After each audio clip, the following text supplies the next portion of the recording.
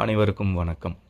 இந்த காணொளியில் நம்ம பார்க்க போகிறது குரு பெயர்ச்சி 2025 மே 14, 2025 புதன்கிழமை சுமார் இரவு 11:11:30க்கு குரு பயிற்சி ஆயிருக்காரு. ரிஷப ராசியில் இருந்த குரு மிதுன ராசிக்கு பயிற்சி ஆயிருக்காரு. மிதுன ராசியில் நின்றபடி துலாம், தனுசு மற்றும் கும்ப ராசியை பார்வையிடுகிறார். தன் பார்வையால் இந்த ராசிகளை சுப பலன்களை அதிகரிக்கிறார். இது சுமார் ஒரு வருட காலம் இங்கிருந்து 2026 ஏப்ரல் மே மாதம் வரை இந்த பலன் நீடிக்கும். இப்போது நம்ம சேனலில் நான் ஏற்கனவே ஒரு ராசிக்கும் சனி பெயர்ச்சி, குரு பெயர்ச்சி, ராகு கேது பெயர்ச்சி எப்படி இருக்கும்ன்ட்டு மொத்தமாக 3 பெயர்ச்சியும் சேர்ந்த பலன்களை ஒரு ராசிக்கும் நான் ஒரு காணொளி போட்டிருக்கேன். நான் நம்புகிற விஷயம் உண்மையும் கூட. தனிப்பட்ட முறையில் குரு பயிற்சி எப்படி இருக்கும், சனி பயிற்சி எப்படி இருக்கும், ராகு கேது பயிற்சி எப்படி இருக்கும்னு தனிப்பட்ட முறையில் நேர்கள் விருப்பப்பட்டாலும், கேட்கணும்னு விருப்பப்பட்டாலும், புரிஞ்சிக்கணும்னு விருப்பப்பட்டாலும், இது அனைத்தையும் சேர்ந்து ஒரு ராசிக்கு பலன்கள் எப்படி இருக்கும்ன்றதை பார்க்க தெரியணும். இல்லைனா புரிதலில் சில முரண் ஏற்படலாம். அதாவது சனி பயிற்சி ஒரு ராசிக்கு நல்லா இருந்து குரு பயிற்சி நல்லா இல்லாமல் போயிட்டாலோ, இல்லை 2 பயிற்சிகளுமே நல்லா இருந்தோ இல்லை நல்லா இல்லாமல் போயிட்டாலோ, இது எல்லாமே பலன்கள் மாறும் இல்லையா. இப்போ குரு பயிற்சி நல்லா இருக்குது ஒரு ராசிக்குன்னு சொன்னதுக்கப்புறம் ஒரு வருட காலம் மிக மிக யோக பலன்களை எதிர்பார்த்து, ஆனால் அவங்களுக்கே ஒரு 7.5 சனி நடந்துட்டுருக்கு, இல்லை அஷ்டம சனி நடந்துட்டுருக்குன்னா, அப்போ நம்ம சொன்ன அந்த யோக பலன்கள் குரு பலனை வைத்து ஒட்டுமொத்த பலனை நம்ம கன்க்ளூட் பண்ண முடியாது. இந்த புரிதல் உங்களுக்கு இருக்குன்ற நம்பிக்கையில் நிறைய பேர் குரு பயிற்சியோட டீட்டெயில்ஸ் எதிர்பார்க்கறதுனாலையும் நான் ஒரு ராசிக்கும் குரு பயிற்சி பற்றி மட்டும் தனியாக ஒரு காணொளி இப்போ நான் போட போகிறேன். நீங்கள் கம்ப்ளீட்டாக ஒரு டீட்டெயில்ஸ், இந்த வருட பலன் எப்படி இருக்கும், இங்கேருந்து ஒரு வருட காலம் மொத்தத்தில் எப்படி இருக்கும்னு உங்களுக்கு புரியணுன்னா சனி பயிற்சி, குரு பயிற்சி மற்றும் ராகு கேது பயிற்சி சேர்த்து பார்க்க நம்ம சேனல்லையே வீடியோஸ் இருக்குது. ஒரு ராசிக்கும் தனிப்பட்ட வீடியோஸ் இருக்குது, பாருங்கள். இந்த காணொளியில் நம்ம முழுமையாக குரு பயிற்சி பலன்களை பற்றி மட்டும் பார்ப்போம். ஒரு ராசிக்கும் பலன் என்னன்னு பார்க்கறதுக்கு முன்னாடி இன்னும் சில பொதுவான விஷயங்கள் என்னென்னா, குரு ரிஷபத்திலேருந்து மிதுனத்துக்கு பயிற்சி ஆயிருக்காரு 14ஆம் தேதி மே மாதம்.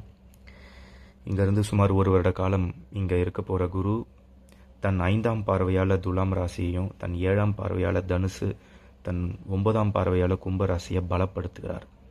அப்போ இந்த குரு பலன் இந்த 3 ராசிக்காரங்களுக்கு தான் கிடைக்குமானா அப்படி கிடையாது. இந்த 3 ராசி மேலே குரு பார்வை விழுது. அப்போ உங்கள் ராசிக்கு இந்த ராசிங்கெல்லாம் என்ன ஸ்தானமாக வருது அப்படின்றத வச்சு தான் நம்ம உங்களுடைய வாழ்க்கையில் எந்தெந்த ஆஸ்பெக்டுக்கு, எந்தெந்த விஷயத்துக்கு நல்ல பலன்கள் அதிகரிக்க போகுதுன்றதை நம்ம புரிஞ்சிக்க போகிறோம். ஒரு எடுத்துக்காட்டுக்கு சொல்லணுன்னா, மேஷத்தை பொறுத்த வரைக்கும் 7ஆம் இடத்து துலாமில் விழுது, 9ஆம் இடத்து தனுசில் விழுது, 11ஆம் இடத்து கும்பத்தில் விழுது. துலாமே எடுத்துக்கிட்டிங்கன்னா ராசி மேலேயே குரு பார்வை விழுது. ராசிக்கு 3ஆம் இடத்துலையும் 5ஆம் இடத்துலையும் குரு பார்வை விழுது. அப்போ அந்த ராசி, 3ஆம் இடம், 5ஆம் இடம் சுபத்துவம், அது சம்மந்தப்பட்ட நல்ல பலன்கள். மற்றும் குரு அமர்ந்த 9ஆம் இடம் துலாமில் இருந்து 9ஆம் ஸ்தானத்தில் குரு இருக்காருன்னா அப்போ அதுக்கு என்ன பலன், இந்த மாதிரி தான் நம்ம ஒரு ராசிக்கும் டீட்டெயில்ஸ் பார்க்க போகிறோம். இன்னொரு பொதுவான விஷயம், குரு சுக்கிரனுடைய வீடான ரிஷபத்தில் இவ்வளவு நாள் இருந்த போதும், புதனுடைய வீடான மிதுனத்தில் இப்போ பெயர்ச்சியாகி இருக்கும் பொழுதும் ஒரு பகை, இதெல்லாம் பகை வீடுகள், குருவுடைய நட்பு வட்டாரம் கிடையாது சுக்கிரன் புதன் எல்லாம். அப்போது ரொம்ப பலமான குருவா அப்படின்னு கேட்டிங்கன்னா, ஒரு பிடிக்காத இடத்துல இருக்கிற குரு அப்படின்னு நம்ம முதல்ல புரிஞ்சுக்கணும். இப்போ குரு கடகத்தில் இருந்தாருன்னா உச்சம் அடைவார். தன்னுடைய வீடான தனுசுலையும் மீனத்துலையும் இருந்தாருன்னா ஆட்சி பலம் கிடைக்கும். மேஷத்துலையும் விருச்சிகத்துலையும் இருந்தாருன்னா அவருக்கு பிடிச்ச செவ்வாய் உடைய வீடுகள் அப்போ அங்கெல்லாம் ஒரு நட்பு அதிநட்பு ஸ்தானத்தில் இருப்பார். சனி வீட்டோடைய கும்பத்தில் கூட சம பலன், மகரத்தில் நீசம், கும்பத்தில் கூட சம பலன். ஆனால் ரிஷபம், மிதுனம், கன்னி, துலாம் இங்கெல்லாம் வந்து பகை பலன், பகை உணர்வு. அப்போ ஒரு கம்ஃபர்ட் ஜோனில் குரு வந்து இல்லை. இது ஃபஸ்ட்டு நம்ம ஞாபகம் வச்சுக்கணும். ரொம்ப ஒரு பவர்ஃபுல்லாக சந்தோஷமான ஒரு நிலையில் இருந்து குரு வந்து செயல்படலை. அவரே கொஞ்சம் நெருக்கடியான ஒரு வீடில் தான் போய் இருக்கார். இது எவ்வளோக்கு எவ்வளோ உண்மையோ, எந்த வீட்டில் குரு இருந்த போதிலும் குரு பார்வைக்கான யோகம், குரு பார்வைக்கான வலிமை அது ஒரு தனித்துவம் தான். அது வந்து சுபத்துவம் உள்ள ஒரு விஷயந்தான். எவ்வளோ பவராக இருக்கிறார் குருன்றதுக்கு தான் நான் அந்த விளக்கம் கொடுக்குறேன் உங்களுக்கு. இப்போ கடகத்துலேருந்து குரு வந்து இந்த 3 பார்வையாக ராசிகளை பார்க்குறதுக்கும் மிதுனத்துலேருந்து பார்க்குறதுக்கும் வித்தியாசம் உண்டு. கடகத்தில் உச்ச வலிமையிலேருந்து பார்ப்பார், மிதுனத்தில் ஒரு பகை வலிமையிலேருந்து தான் பார்க்குறார். அப்போ அவருடைய பவரே வந்து ஒரு 50% அப்படி தான் வந்து அவருடைய முழு திறன் காட்டாமல் அதில் ஒரு 50% தான் வந்து அவரால் வெளியே கொண்டு வந்து சேர்க்க முடியும். இன்னொரு விஷயம் வந்து ஒரு சிறப்பான விஷயம் என்னென்னா, குரு தன்னுடைய சொந்த வீடான தனுசுவை பார்க்குறார். இப்போ இந்த தனுசு மண்டலம் பலம் பெறும் பொழுது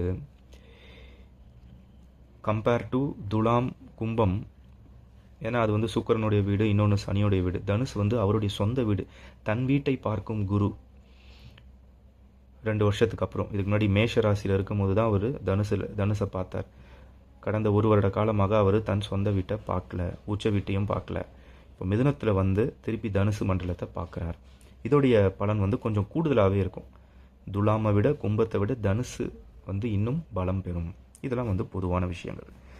இன்னொரு விஷயம் வந்து சனி பயிற்சி, ராகு கேது பயிற்சி பற்றி நான் சொல்லியிருந்தேன் இல்லையா. ராகு கேது பயிற்சி இன்னும் சில நாட்களில் நடக்க இருக்குது.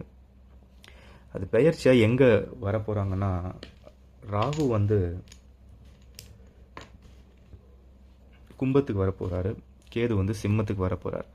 இப்போ ராகு மீனத்துலேயும் கேது கண்ணிலையும் இருக்காங்க. ராகு கும்பத்துக்கு வந்து கேது சிம்மத்துக்கு வராரு. கேதுவை விட்டுருங்க, ராகு எங்கே வந்து வரப்போகிறாரு, இதே மே மாதத்தில் இன்னும் சில நாட்கள் கழிச்சு வந்ததுக்கப்புறம் ஒரு 1.5 வருட காலம் அங்கே தான் இருக்க போகிறாங்க. குருவோடைய பார்வை பெறும் கும்பத்தில் வந்து ஒரு விழுறார். அப்போது ராகுவோடைய புரிதல் வந்து நம்ம மாற்றிக்கணும். ராகு பொதுவாக என்ன செய்யுமோ அது குரு பார்வை பெற்ற ராகுவாக அது வேலை செய்ய போகுது அப்படின்றதும் வந்து ஒரு முக்கியமான பாயிண்ட். அந்த டீட்டெயில்ஸ்குள்ளே வந்து நம்ம ராகு கேது பயிற்சி பற்றி தனியாக ஒரு காணொலி போடலான்னு இருக்கேன், அதில் நான் சொல்கிறேன். இதுவும் வந்து ஒரு நோட் பண்ண வேண்டிய விஷயம். சனி பயிற்சி பொறுத்த வரைக்கும் ஆல்ரெடி நம்ம சொன்ன மாதிரி சனி வந்து மீனத்தில் இருக்கார். இப்போது பயிற்சி ஆகி குரு பார்வை அவர் மேலே விழலை, சனி பார்வையும் குரு மேலே விழலை, ஒருத்தருக்கு ஒருத்தர் வந்து பார்த்துக்கல. ஆனால் குருவோடைய வீடான மீனத்தில் தான் சனியும் இருக்கார். இப்போ பார்த்தீங்கன்னா இதுதான் நான் சொல்கிறேன் இல்லையா, இந்த 3 பயிற்சியும் எப்படி இருக்குது அப்படின்னு ஒட்டுமொத்தமாக பார்க்கறது தான் உத்தமம். நிறைய புரிதல்கள் வந்து ஏற்படும். இருந்தாலும் நேயர்கள் வந்து ஒரு ராசிக்கும் குரு பயிற்சி பற்றி டீட்டெயில்ஸ் கேட்குறாங்க. அப்போ வந்து அதை நம்ம போடலைன்னா நல்லாவும் இருக்காதுன்றதுனால தான் இது ஒரு சிறப்பு காணொலி. ஆனாலும் இதை நான் மறக்காமல் நான் இதை கவர் பண்ணுறேன், இந்த பாயிண்ட்டை. சனி வந்து குருவுடைய வீட்டில் இருக்கார். அப்போ குருவோடைய கனெக்ட் இருக்குது, ஒரு குருவோடைய கண்ட்ரோல் அங்கே ஏற்படுது, ஒருத்தருக்கு ஒருத்தர் பார்க்கலனா கூட. ராகுவை குரு பார்த்தபடியே இருக்கார், அண்ட் அது சனி வீடே. சனியை ஏற்கனவே வந்து குரு தான் வீடு கொடுத்துருக்காரு. அப்போ சனியோட வீட்டில் இருக்கிற ராகுவையும் பார்க்குறாரு. இவங்க 2 பேரையும் வந்து நல்லா கண்ட்ரோல் பண்ணிக்கிட்டு குரு இருக்காருன்னும் போது சுப பலன்கள் அதிகரிக்கும், பாவ பலன்கள் குறையும்.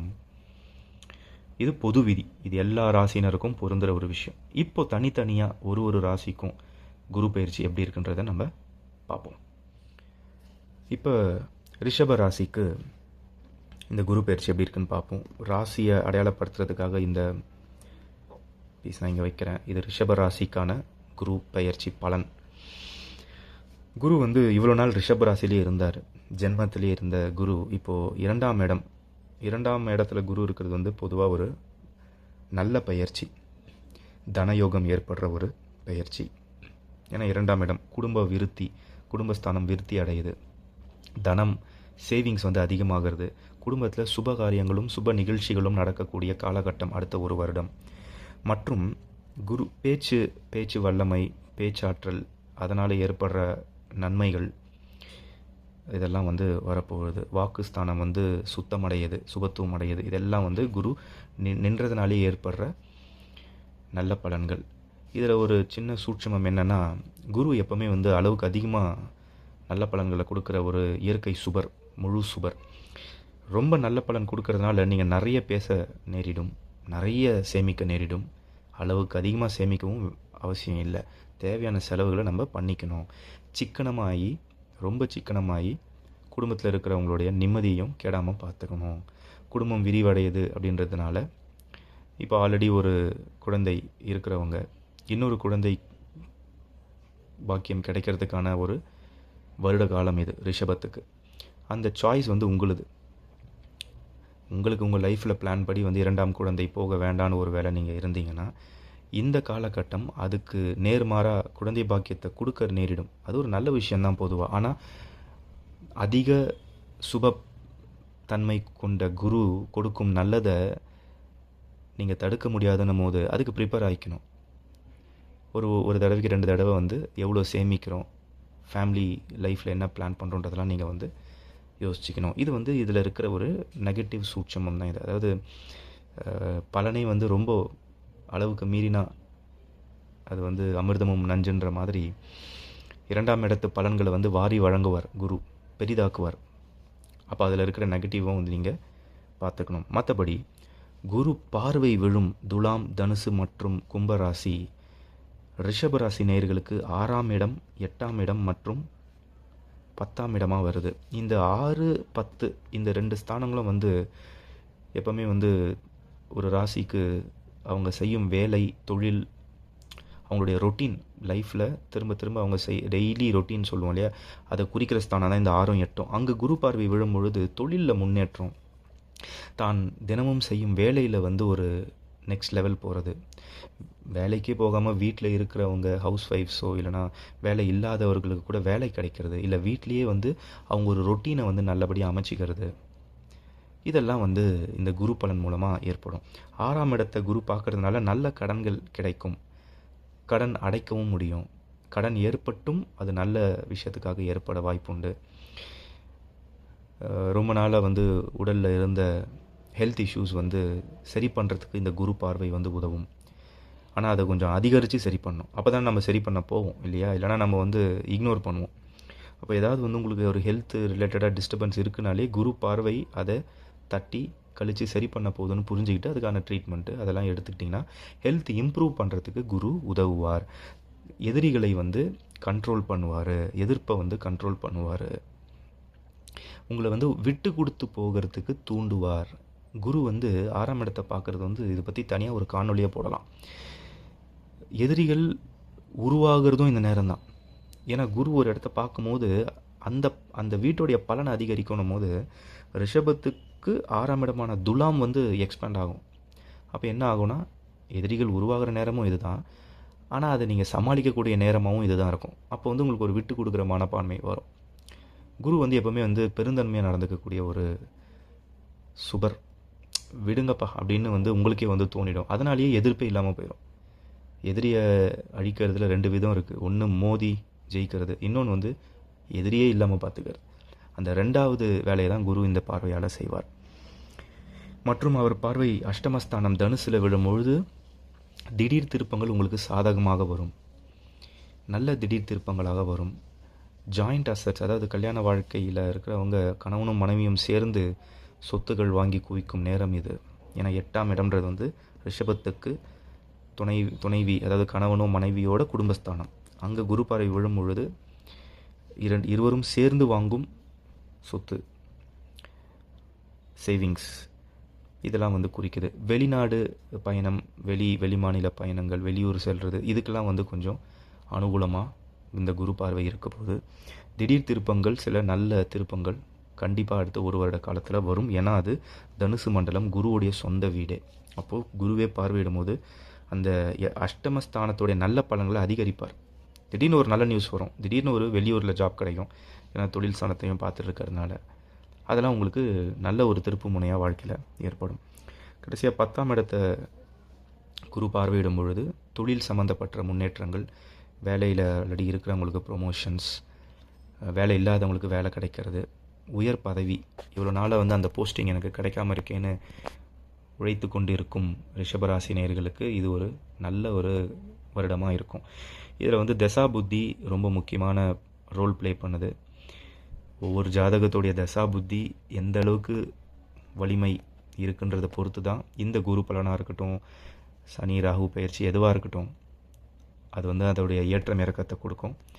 உங்கள் தசா புத்தி ஓரளவுக்கு சுமாராகவோ இல்லை நல்ல பலனாகவோ இருக்குது அப்படின்னா நீங்கள் இப்போ நம்ம சொன்ன குருவால் ஏற்படும் பலன்களை வந்து 100% எக்ஸ்பெக்ட் பண்ண முடியும். ஒருவேளை அசுப கிரகங்களுடைய தசைகள் உங்களுக்கு நடந்துட்டு இருக்குன்னும் போது இப்போ நம்ம சொன்ன ஸ்தானத்தில் இருக்கிற விஷயங்கள் ஆறுதலாக மாறும். எல்லா வகையிலையும் வந்து ஒரு சோதனை காலமாக ஒரு தசை போயிட்டுருக்கு அப்படின்னா குருவால் சில நன்மைகள் ஏற்பட்டு ஓரளவுக்கு லைஃப்பை நீங்கள் பேலன்ஸ் பண்ணி கொண்டு போக முடியும். நன்றி. உங்களுடைய கமெண்ட்ஸ் நீங்கள் ஷேர் பண்ணுங்கள், வீடியோவை ஷேர் பண்ணுங்கள். இன்னொரு காணொளியில் உங்களை பார்க்குறேன். நன்றி.